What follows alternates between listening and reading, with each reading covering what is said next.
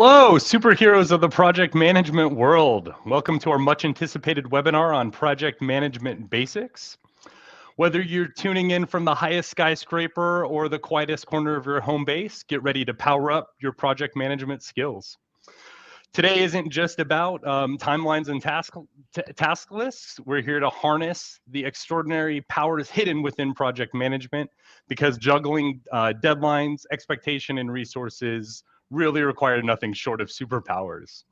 And who better to guide us on our mission than our very own champions of the project management universe? First up, Steve West, the Superman of the project management strategy.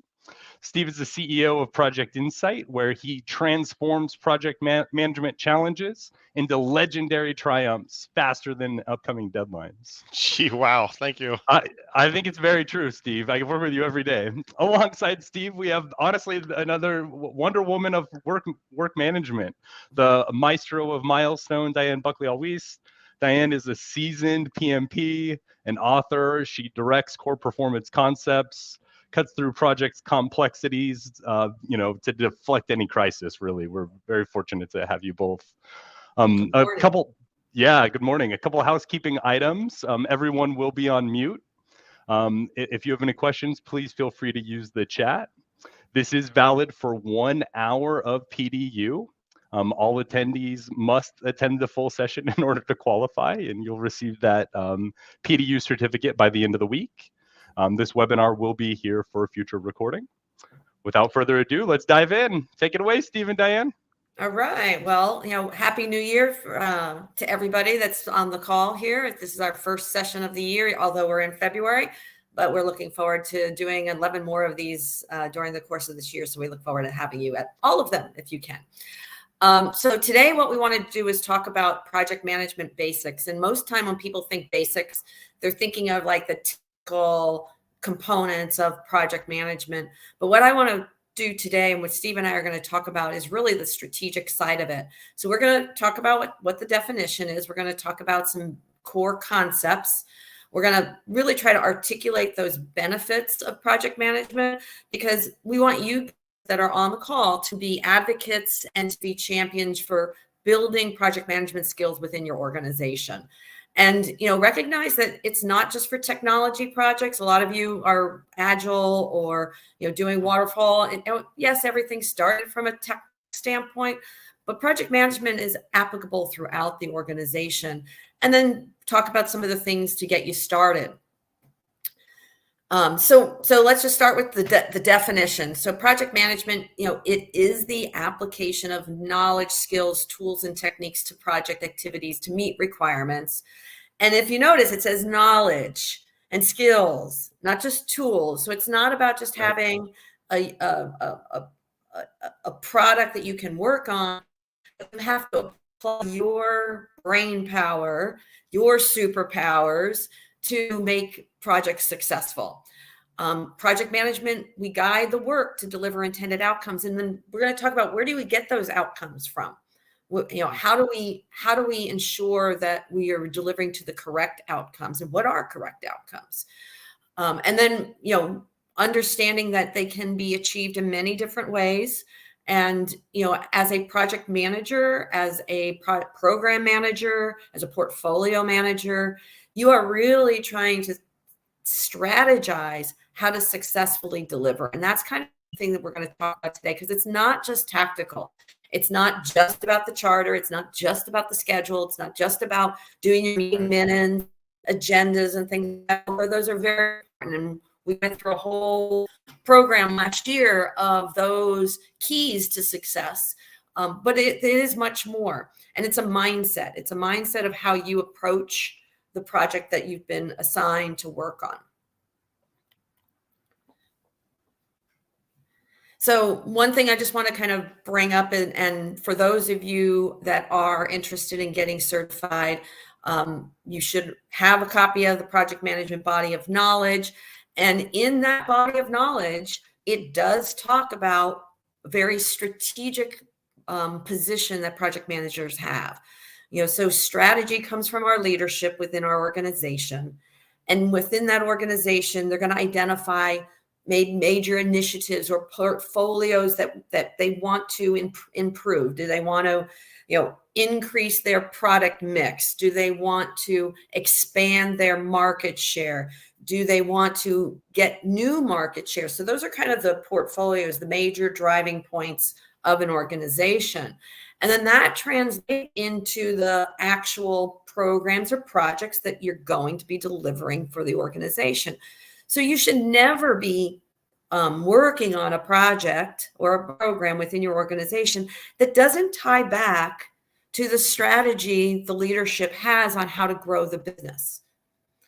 And then ultimately your projects go into production, get applied into an operation, get productized, get operationalized so that the operation runs more efficiently. Why would you do a project if you're going to, not going to implement it somewhere? So there has to be results or outcomes of those efforts that lead back right into the strategy the leadership in your organization has defined. Right. And I think that's sometimes sometimes really hard to keep that in sight while you're running your project. You get so caught up doing the actual project that you're sometimes not spending enough time checking how you're aligning with the strategy of the whole company. Yeah, and things change during the course of the project, and where people have challenges is there might be a situation and you just react and you change, right, not recognizing how you may or may not be impacting the potential for successful outcomes. Right. I've seen a lot of organizations, probably an example would be, let's say you're trying to implement some standard process in a client. And then, those clients during that process are going to question, why is this standard? Why is that standard? Well, can I tweak it here? Can I tweak it there? And they start evolving a standard process into something that's not standard. And then when you get to the end, you look back and you say, I really didn't achieve the outcomes we expected, because we allowed changes to happen that negatively impacted the outcome of the project. Right. We've all had those, right? But we need to learn from those, and that's one of the things that's really important for project managers. And so the reality is projects need to create value in your organization, in your home, in your personal life. And you've got projects everywhere, right? So what value is this project bringing to the table? Is it customer specific? Is it improving the excellence of your organization? Is it an improvement in service? I just had a very bad customer service situation the other day. I can see all these different ways for them to improve, but it was not fun. Yeah. I get very frustrated with customer service sometimes. Yeah. And I think value can be a very difficult measure because, one project may have a different value than a different, sometimes it's monetary value, like you're going to increase revenue of the company, or you're going to make revenue for a company, or maybe you're going to make a project that's going to help drive efficiency in the company. So then it gets really challenging, I think, when you're looking at all the things you could be doing, when one is just, we're going to increase revenue, the other one's going to be make some efficiencies. Well, how do I compare which of these two things we should do over another, or prioritization of those things? So value, I think, can be a really challenging thing for a lot of organizations and project managers to actually assess successfully. Yeah, and that comes down to, I know we've had conversations about charters and things like that. It's really getting clarity on what done looks like. So let's use an agile term, right? What's the definition of done? And that definition should have some value to it, whether it's a quantitative or a qualitative value, to your point, Steve. And then within the organization, you got to think about all the different projects you're executing on, not necessarily you, but the organization is executing on, and how do they think? Which ones contribute the most to the organization? they all should be contributing something to the organization, but you want to rank them and make sure that you're giving the most important ones the biggest opportunity to succeed. And if you don't have a sense of that value to have that conversation, you will inevitably have a situation where you're working on one thing, and the outcomes won't be there when it's said and done. Yeah, I mean, definitely. I think it's, if you're a larger organization, you have a lot of different projects and they're not, all the same types of things that you're trying to accomplish. You're looking at your whole entire organization across the portfolio, coming up with a way to assess value in an equal way is I think a big It's hard. challenge for people. And, people, we have clients that use a scorecard, for example, to help do that. And that's where the tools can help a little bit, is that you Mhm. can use a tool to score. But even with the tools that you could be using to score, it is still hard to say, this project has this value and it's, measured this way, and that project has that value and it's measured that way. You're going to potentially get into like, the executives will have a hard time with some of that. Right. And yeah, and so like you're saying, is that it's not an easy formula. Mhm. It really is a discussion point and a decision point to say, this is how we're going to move forward. And then on regular intervals, you need to be assessing, how are we tracking to that?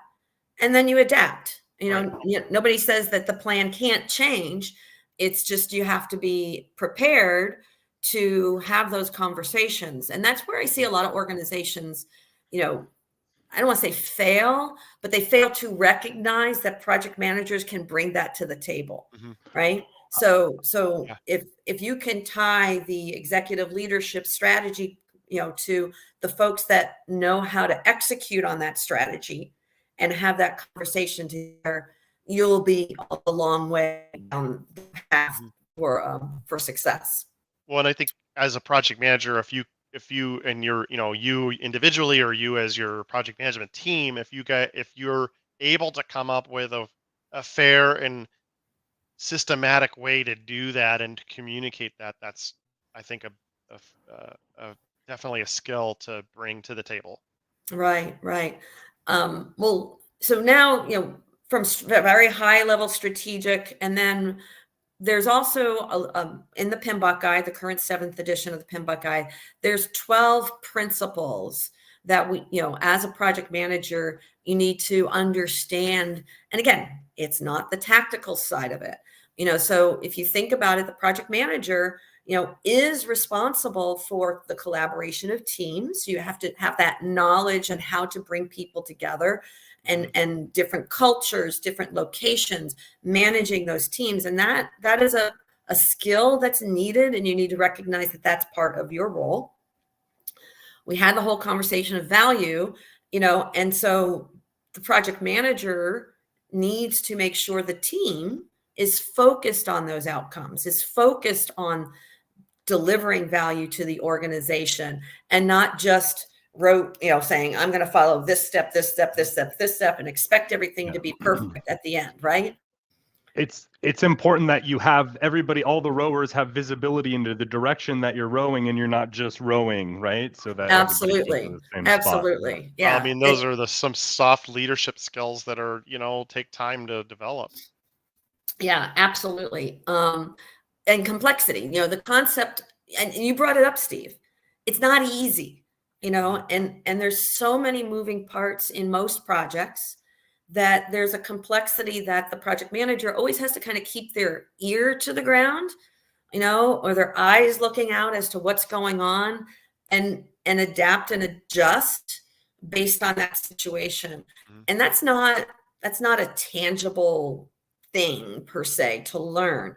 That comes with, applying and learning and experiencing and failing, and, to understand how those complexities, can play out in a project and be able to respond. That's part of your risk management that you be doing. Systems thinking, it's a holistic view. Get up in the helicopter, look at everything. Most of our projects we're working on are complex. So you have to kind of take a lot of feedback, a lot of inputs to determine how to manage through any diversity or hiccups, or what I like to call them speed bumps, because there will be, right? Stewardship. I like this one from the perspective that it's about caring. Mm-hmm. It's about having integrity. I've been in some organizations where the organization cares about the customer. They say they care about the customer, but that scenes, it doesn't seem that way. Or, so I'm always of the opinion that there has to be a purpose to what we're doing, and there has to be a benefit to what we're doing. And everybody has to kind of align to that and agree with that, and not have Right. Other agendas that are not heartfelt. So stewardship is a really important one to me. Definitely. I mean, you got the company needs to come first, and then your people, and there's like a hierarchy to that. Right. And honesty. Oh yeah. It's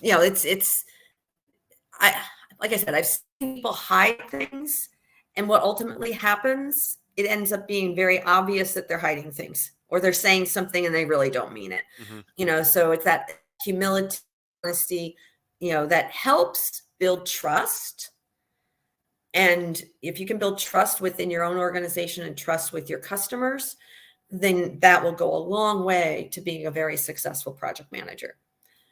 If anybody that's studying for their project management exam, risk is one of those things. We've had several webinars on it.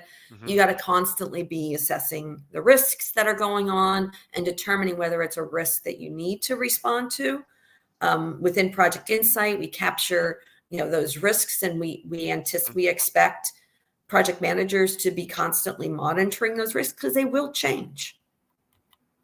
Yeah, and definitely, being able to have them articulated somewhere is really important. A lot of times people will discuss what the risks are, but maybe they don't end up writing them down anywhere. Right.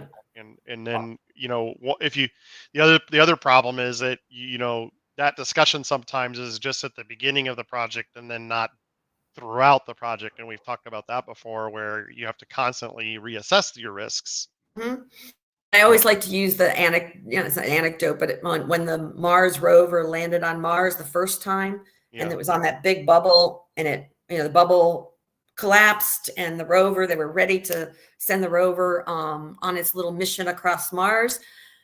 The program manager came onto the news, and this really highlighted to me. He goes, "We retired a lot of risk today." Yeah. Doesn't mean risk is gone. Just certain risks are no longer a risk because it's there. Yeah. Now they're going to focus on the whole next set of risks. So it is an ongoing conversation that you have to have within your project. Mm-hmm. Tailoring. I don't know if we want to do by a show of hands, or how many people think that there is ever the possibility to have the same project done twice. Every project's unique, right? Right? Has anybody had the exact same project twice and been able to totally rinse and repeat the entire project from start to finish? Never. So the principle of tailoring is really key. You might have projects that you've done before that are similar in nature, but every time you do them, there's different things. And one of the big things is the people, which goes back to the teams concept, right? I'm dealing with a new set of people, new client, new team members. How am I going to get them rallied around this objective and move this project forward? So tailoring is another principle that every project manager needs to consider. And this one's fun. Do projects create change? Wow. Yes. Of course. It's a breathing thing, right? I don't know. I feel like, I think everything is, right? Yeah. Well, the outcome is going to be something new, right? Yeah. So now you have to think about that impact to the operations on what's new to them, and what does that mean to them, and how hard it will be for them to change. Think about, your phone and doing Instagram. I'm not an Instagram person. I have an Instagram account. I got that far. And I think I've posted maybe 4 pictures. But, there's those that adopt it really fast. And those of us, unless I see a real reason to, do I change that fast? So you have to consider, your audience. Stakeholders. Again, a whole big concept within the project management body of knowledge is just really understanding your stakeholders and understanding what their objectives are and figuring out whether or not they're going to participate in your project. And if not, and then how do you deal with that? We've had the whole concept of the engaged stakeholders, which is the one that we want, but you might have a disengaged or a disinterested stakeholder. Right. Or maybe one that doesn't want your project, because that's still a stakeholder. Right. The outcome might be very negative to that person and they don't want your project. So that is a stakeholder. So you have to consider all that. I think the stakeholder is just one of the most underrated aspects. It's not underrated meaning, but really sometimes you get so caught up in getting everything done that if you're not managing your stakeholders very well, that can lead to all kinds of quote unquote change. Another problem. Well, that's when you see, if you get to the end and all of a sudden they say, this isn't what I want, and we're not signing off on it, right? Yep. Yeah. And bottom line, every project manager is a leader. You're leading a team. You're leading part of the organization. You're leading an initiative. You are responsible for the success of that initiative or that part of that strategy. So you are a leader, and knowing how to lead and having those kinds of skills really helps you succeed or your organization succeed. Yeah, definitely. I think if all of your project, you could spend a lot of time. You can spend a whole career just on leadership skills, because if those skills are better developed, then it's just going to help you in all these other aspects. So I think you can't. Definitely spend time on learning more leadership skills, refining your skills, checking your skills. All those things I think are really valuable. Yeah, I like to put it in the context of always be curious. What makes people tick? How do I help somebody get more motivated? Because I'm not going to be able to motivate them, right? I'm always taking little classes, and I took a personality class, which was really, really interesting, because it really ties, that personality starts at the womb, right? And you might be able to change somebody's personality a little bit, but you're not going to totally change it to something opposite. So having that perspective is really important. So to your point, Steve, just keep looking out there for ways to improve your knowledge, improve your leadership skills. And then that ends up bringing quality to your project, right? Yeah. And then, as noted, we have a webinar on just that coming up later in this series for another PDU down the road. So cool. More details on that. Yep.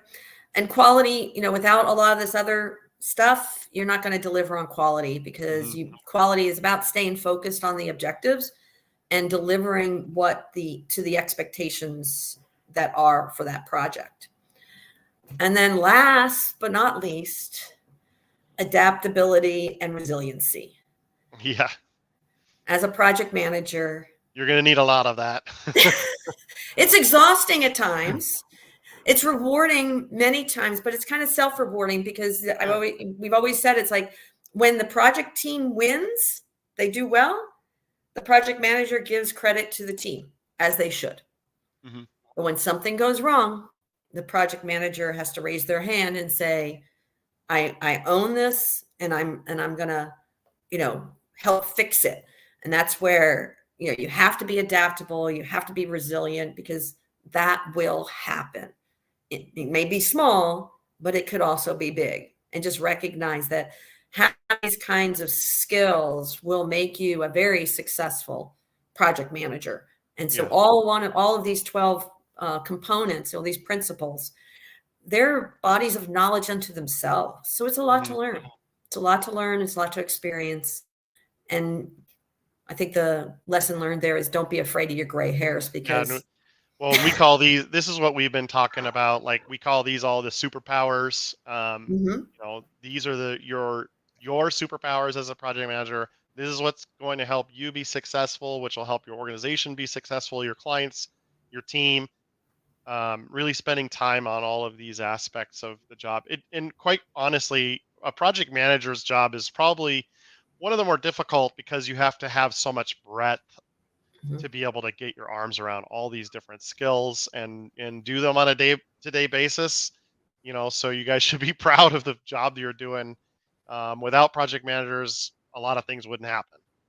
Right. And you notice there's not even a tile in here about knowing the industry.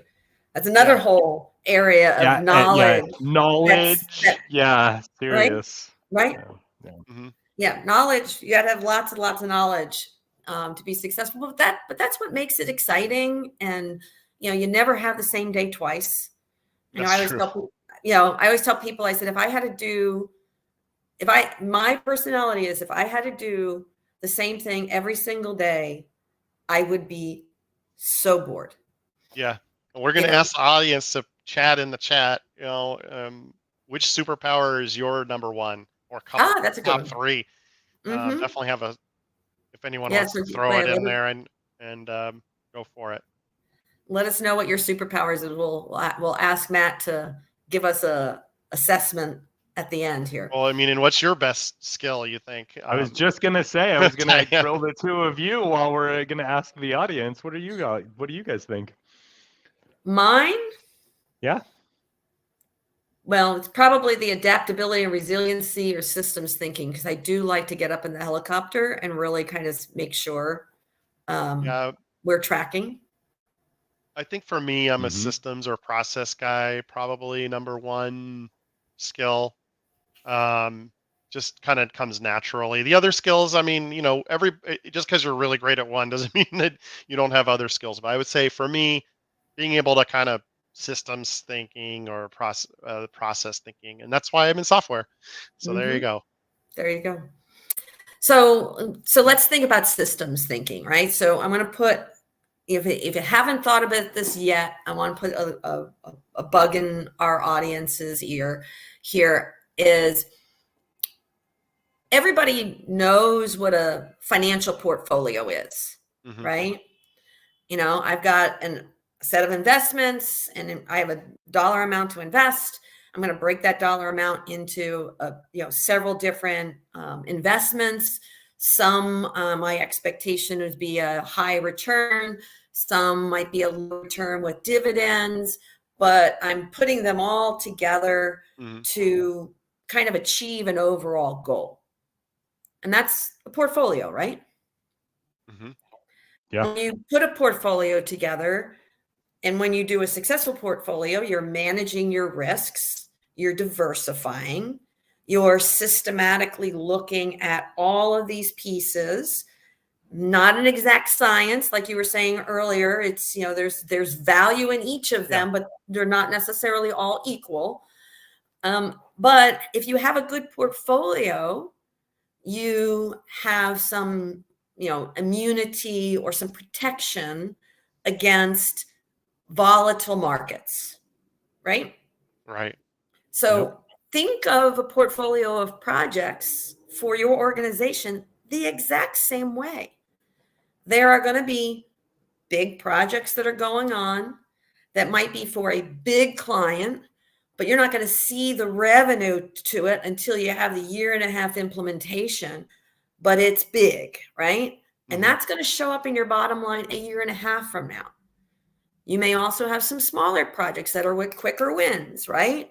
They're simple. They've got good margin on them. You're going to see them happen over the next couple months. You're going to see that in the bottom line of the organization this year, and so leadership of organizations need to be thinking about that when they identify their strategy and they identify the projects and programs that they are approving to execute on that strategy. Mhm. So if we have one initiative, there may be 20 different ways to achieve the end goal. Because you may not do 20 projects, there could be one that gets you 75% of the way there, and another two get you another 20% of the way there. And then you got a choice of 10 others that get that last 5%. So you got to pick and choose your portfolio with the bottom line of the organization in mind. So a lot of times organizations think of portfolio management from a project standpoint and don't align it with the basic term of a financial portfolio. Yeah. Well, I think a lot of times some organizations, if you don't spend time on this aspect of, reporting out what's going on across your board, across all the different projects, especially if you have a big team, is then you just can't see, you don't have that visibility. So imagine if you had like on your, the old fashioned mail, you had, you didn't have a portfolio view of all your finances. You just had individual stocks and all that other stuff. You wouldn't know how you're doing as a whole, aggregate. Correct. You could see that on this project we're doing well, and that one we're not doing well. On this investment we're doing well, but not on that investment.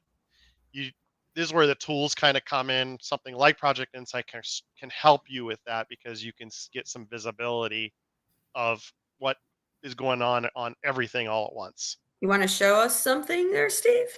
Well, I guess so. We can show so here's, a typical view out of our tool of, your whole entire portfolio. I'm organized by department here.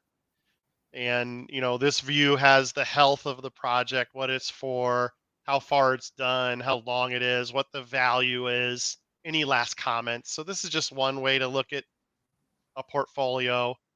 A different kind of view would be our cross-project Gantt view, where you can see the timeline of all your projects. Same thing, I've got my health showing in the name of the project, and then these milestones are showing here where you can click on them and see what's going on. So this gives you a way to see what's going on across more than one project at a time. And the health indicators on Project Insight, you set them up as kind of a standard, and then it automatically identifies when you kind of exceeded or you're below what you're expecting, right? So that people we have a way. This one's the project manager assessment, but there's health indicators that give you guidance. Just because, when the automated ones don't mean necessarily, if you might have a yellow indicator on your finance, but then you might know, as this is where like the tools can help you, but they don't actually do it for you.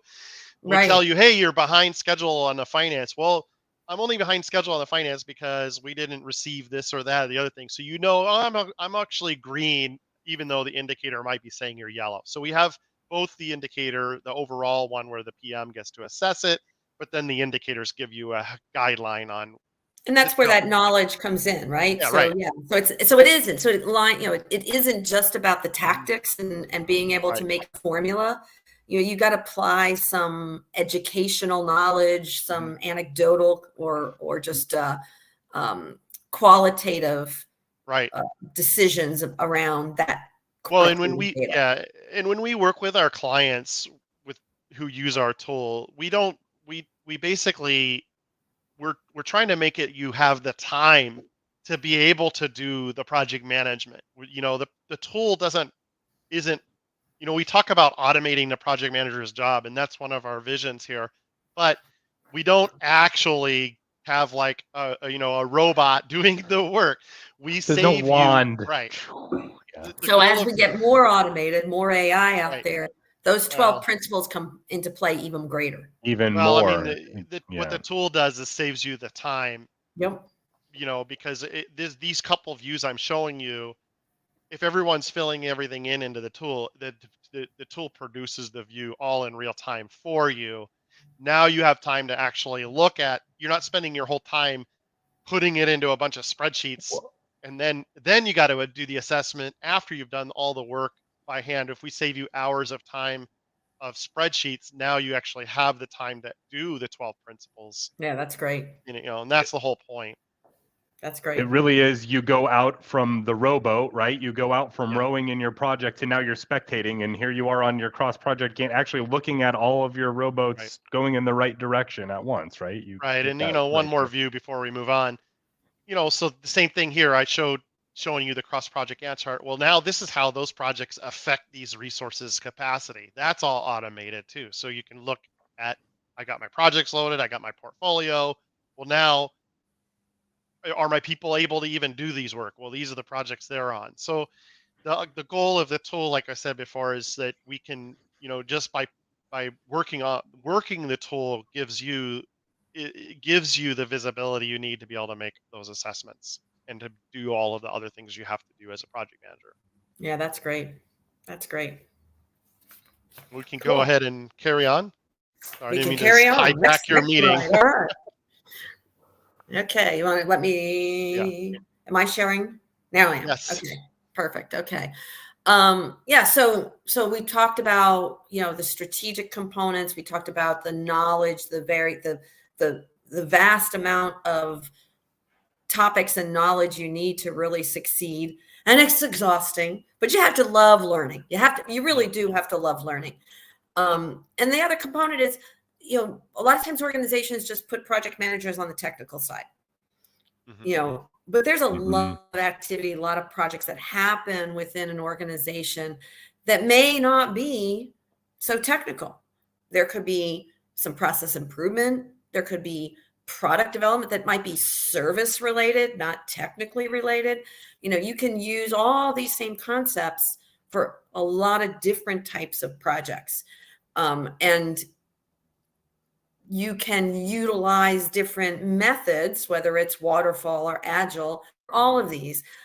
Some are better for others. Like with the innovation and the organizational change or the R&D, your definition is going to be a little looser. So it's a little harder to get a specific deliverable. So sometimes it may not be that you can do kind of a waterfall kind of approach. Those might be really beneficial to use, like an agile, where you're constantly iterating to kind of get to where you can define that value. You might not have it up front. In other cases, you break up projects into different components in a certain area. But we've had this conversation before, where the engineering group or a particular group within the whole project life cycle might use more of an agile, but you still need milestones. You still need deliverables. You still need to demonstrate to your customer, per se, that you meeting a deadline. Agile isn't necessarily the thing that you would focus on if you have a really firm deadline. So that's it's not a cloak, Diane. Well, it's not a deadline cloak. You don't get to hide behind agile and not meet accomplishments. I'm just joking. Well, you need a hybrid. Then you need a hybrid solution. I'm going to argue that every project is hybrid, and I've been doing this long enough. When I first started, MS Project Desktop was the thing in the late 80s, 90s, and that was more of a waterfall tool, and then down the road, Agile became more popular. And what happens is people get hung up on, like, oh, we got to do Agile now, or we got to do this thing, and whatever the new technique is that comes out, all of a sudden you have to be all in with that technique. But the reality is most projects require blended methodology, not just one. And that's one of the reasons that Project Insight has been designed to be, we have all of the capabilities with the sprint and the Kanban and the waterfall and all of that. But you can start a project with Kanban, end up having to do some waterfall, having to do Agile in the middle of it, and then go back to the waterfall methodology. So make sure that when you're thinking about how you do things, to not limit yourself to what you just know only. So the tech, again, I think the process or the methodology is just another tool to help you get the job done. And you really should pick the right tool for the right part of the job in all aspects of project management. I totally agree with that. I do totally agree. And then, getting back to this idea that, okay, IT projects, that's real easy to see. Oh, they're agile. They're, we got those going on. But meanwhile, you might be doing something that is beautifying your office, and the HR team is doing that, right? And, sometimes that stuff doesn't end up on your list. The people or even just doing do it. Go-to-market plan. Right. Yeah. And so those things, they're projects that should get on your portfolio. Absolutely. So like, would it do you any good if your go-to-market plan was 3 months late than the product? The product was ready and the go-to-market, I mean, it all ties to, if I'm going to deliver that product, a new product into the marketplace, the marketing stuff has to be there at the right time and the product needs to be there at the right time so that we can see the financial value, portfolio value of that new product in the timeline that your senior management specified. So that's why, a lot of times with the Agile, it's like new product, I'll use this as an example. New products have a very definitive bottom line impact to the organization. If those new products aren't delivered in the expected timeline, you are directly impacting the revenue stream for that organization, because there is an expectation that there will be a revenue stream at a certain point in time. And that's a deadline, right? All right. Right. So doing a pure Agile in a product development environment, probably not the best thing to do, because you're going to impact the financial position of the organization. Yeah, I mean, I think there's a misconception that Agile means no deadlines, but that's just not the case.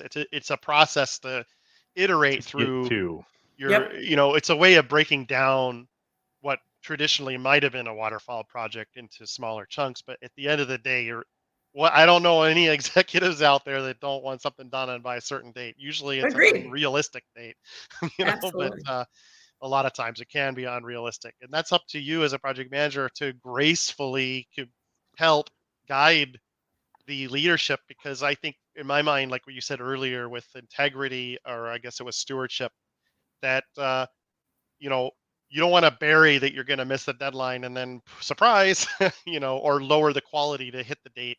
There's a lot of it's very important that the leaders know the truth. Yeah. I do see organizations get, and I'm going to use Agile again, but it's just more organizational culture where it's like they continue to push out the deadline because they're not ready, and they're not ready, and they're not ready. We're almost there. We're testing. We're getting there without the strategic mindset of saying, what are we doing to our financial plans for this year? Yeah. Right. And that's the dots that I would like to connect. Is there is an impact if your organization is defining their strategy and identifying the things that they want to deliver here. And if we have this kind of lackadaisical kind of approach to getting to the end, you will impact your organization. And that's negative, but it's the reality. And project managers think about that. And lackadaisical might only be one reason, that happens. Maybe they're not lackadaisical, but you keep changing your scope. Correct. Yeah. So there's other ways. There's a lot of reasons that you can end up making yourself drag a project out. So. Yep. I agree. Okay. So we are almost to the end here. So again, just to summarize, this webinar was not about learning the best practices and tactical deliverables. Is really talking about, building a strong project management mindset in your organization. And that's what I'm calling the basics. I mean, you need that mindset. And really the way to get started is you got to think about the strategy of the organization. Take the time, learn it, ask about it. Where are we going? What's the roadmap? What are the things that we're trying to accomplish? What's the priorities out there? Because maybe I'm working on something that isn't a high priority. And then I want to make sure that I'm allowing the highest priority things to get done. So understanding that strategy is really, really critical. Yeah, and I think if you're new in an organization, or maybe you're a consultant for an organization, taking the time to really talk to each of the leaders to get their perspective on that is worthwhile exercise to do. And or if you're a service company like we are, it's useful to know our clients' overall strategy, and because otherwise, how can you? It's hard to make decisions if you don't have the big picture. Yeah, that brings up, and a lot of knowing those clients plays into the development of that strategy too, right? Mhm. So where are the Definitely. clients wanting to go, but yeah, it's all tied together. So don't be afraid to ask is the point. And then once Yep. you know, your job is to focus and deliver on those objectives in the timeline that's expected so that you can contribute to the bottom line of the organization. And the budget. Yes. The timeline, Yeah. the budget, all the things. It's not easy. This is why those are superpowers, being able to do it all. Superpower. Yeah.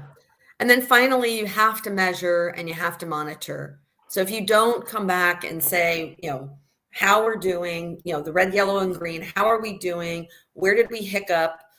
How did we fix it? And give that feedback loop, Mhm. because the feedback loop is really important. Otherwise, you're just going to repeat the same things again. Yeah, and the measure and monitor, this is where again a tool can help you with that part of it, because if you're putting the data into the tool, the reporting can give you that information to help automate at least that part of it. Yeah. And then you get to act on that curiosity, right? Act Mhm. on all of Yep. those discoveries that you just had based on what occurred on your Well, and project. I think measuring, monitoring, and that plays into communicating back to the leaders to make sure that that's in alignment with the strategy. So, if you're not using a tool like Project Insight, you're probably doing it in email and spreadsheets and Word documents and things like that.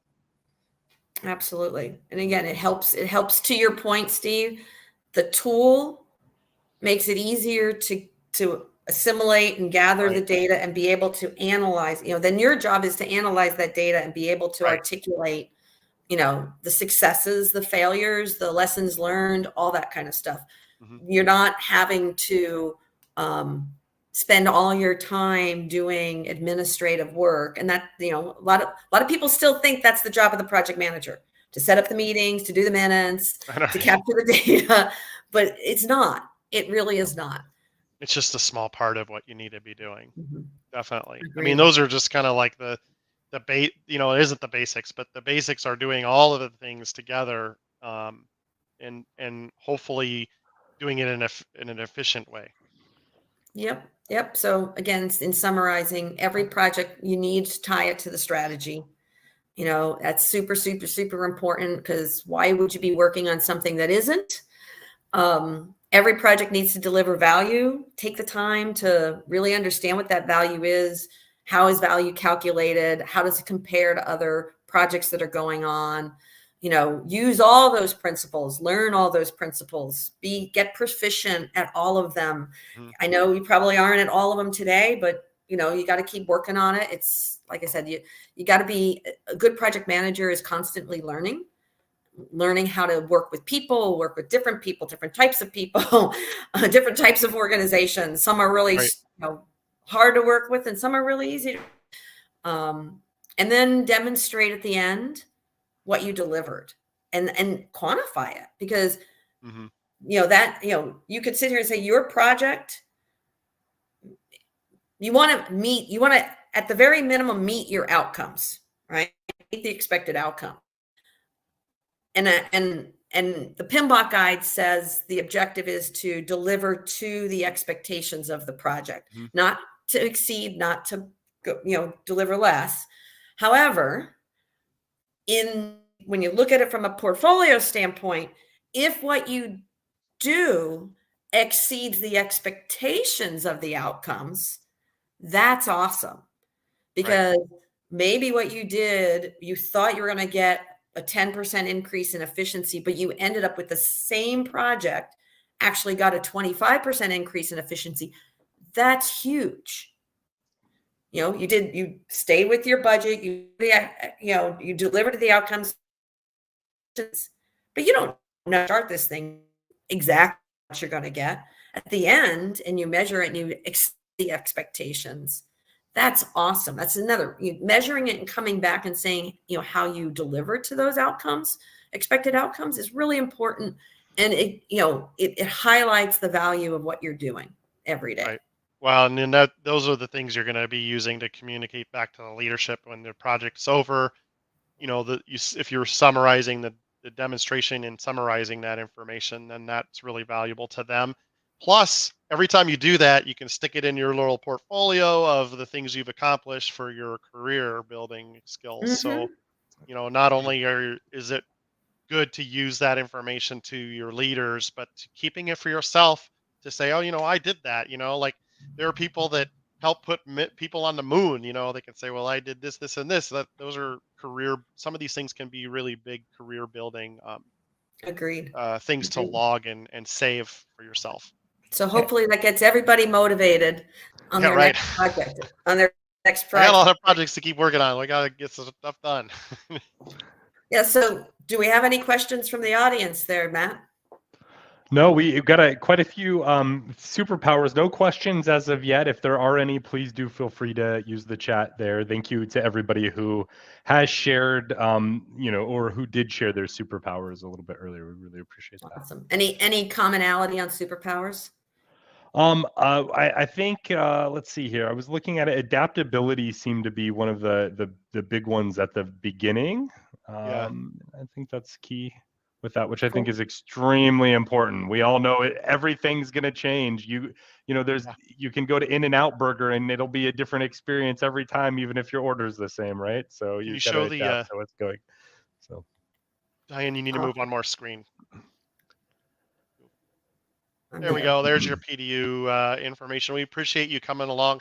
This is just the first of our series for the year. We have many more coming up, and we're looking forward to seeing you all. There's the schedule. Hopefully, if you didn't get that PDU, we'll go back to it in a minute. Yeah, yep, Matt, we'll send that out. And here are upcoming PDUs. Please attend and join. You know, we would love to have you. And if there are any questions that you have as far as Project Insight as a whole, our vision is really straightforward. It's to automate your work, unify your data, make your life easier. Do touch base. We'd love to get that going for your organization.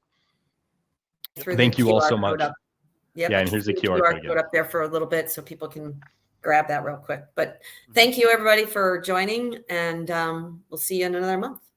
Yeah. Yeah. Bye-bye.